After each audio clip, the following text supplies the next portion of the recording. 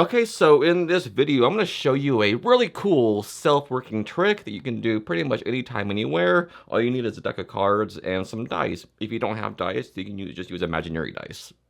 Self-working tricks and cards and dice are two of my favorite things, so what's not to love about this extraordinary trick? I don't know why I did that. Let's get on with the video. Okay, so what I'll do here is do the trick, and after I do that, I'll explain what I'm doing here, okay? So what's going to happen in this trick is sort of like a guessing game, okay? So I'll try to guess maybe a number and maybe a card, okay? So here I have some cards and some dice. What I'll do for this trick is turn my back around, and I'll have the person just roll as much as they want to until they're satisfied with their number, okay? So they'll do that. Maybe they'll stop rolling right here, okay? So they would remember their number, and I would have them take the deck and take off that many cards off the top of the deck, okay? So in this case, it would be 6, 7, 8, but I would never know that. My back is turned, okay? So they keep the number secret. So they would go 1, 2, 3, 4, 5, 6, 7, 8 cards and hide them in their pocket or something, or sit on them so I couldn't know what their number is. Let's just pretend the box is their butt. Okay, so they would also hide the dice so I couldn't know what number they rolled at all. Okay, so they would put them in their pocket or something, or just hide them, or just hold them so I couldn't know at all. Now, when I turn back around, I will take the deck and sort of like do this. I'll try to like weigh it to see maybe how many cards were removed by weight. But if I can't do that, what I'll have to do, because it's really hard to do, you know what, you couldn't have rolled more than a 12, so I'll take 12 cards from the top of the deck like this. I'll go 1, 2, 3, 4, 5, 6, 7, 8, 9, 10, 11, 12. 12 cards. Let's try this. Here's what I'll do.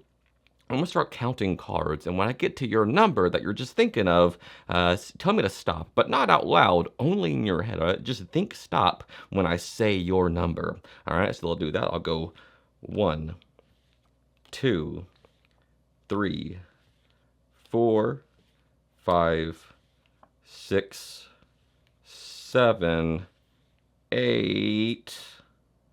Are you thinking of 8? I heard that loud and clear in your head. You're really thinking of 8.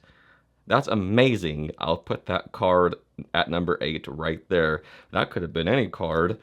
You can see they're all different cards you could have stopped me on. I just had a certain feeling, and also by the weight, I could sort of tell that 8 cards were missing.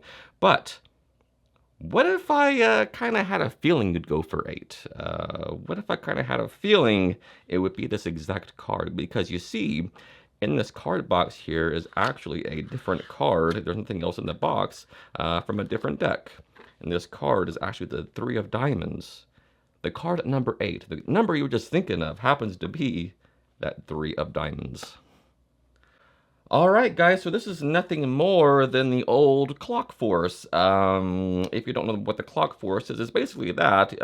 You just do a clock like this, you know, after they take off their favorite hour of the day, they hide them, and then you just make like a clock like this, around in a circle, which is it's a nice trick, but I don't know, I just have a fascination with dice and a prediction, so to speak, okay? So what this is for a prediction, what you want to do is take a force card in your deck, and the matching prediction, you can go in your pocket or an envelope, or in my case, I just put it in the card box because it's handy, so why not?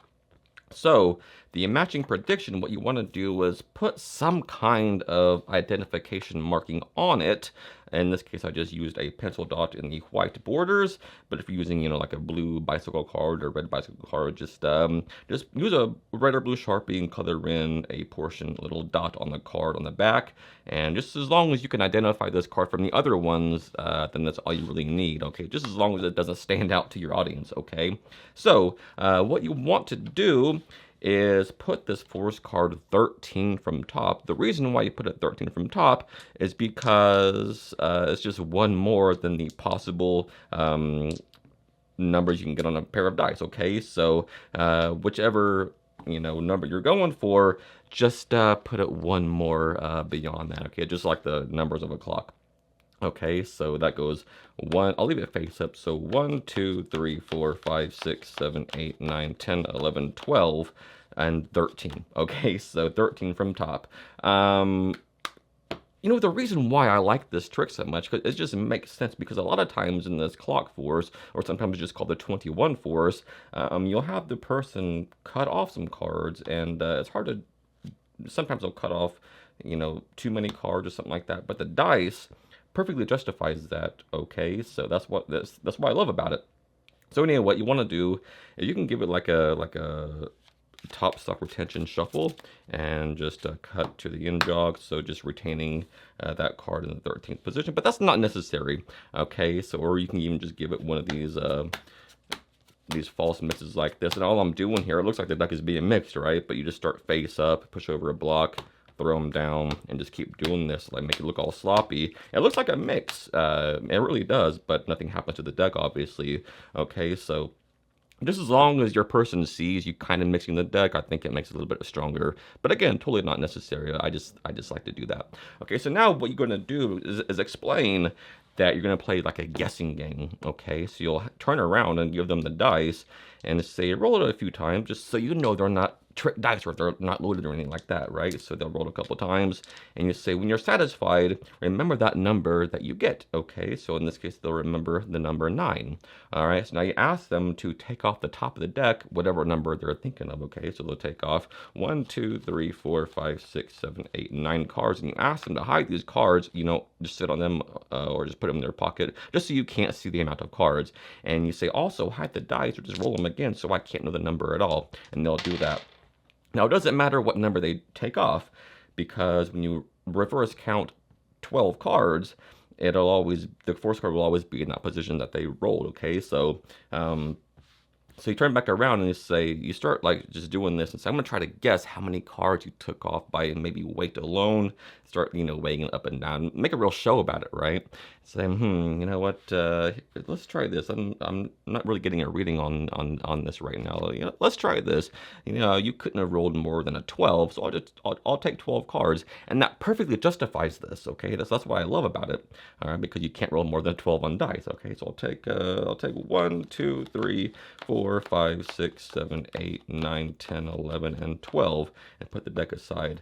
And you say, now what I'll do is I'm gonna start counting cards out loud, and when I get to the number you're just thinking of, just tell me to stop, but not out loud, only in your head. Just think stop when I get to your number. All right, so you just do that. You go 1, 2, 3, 4, 5, 6, 7, 8, 9, and you say, ooh, I feel like you stopped me on 9. Well, are you thinking the number 9? And you'll know it because of your identifying mark on the back of the card, right?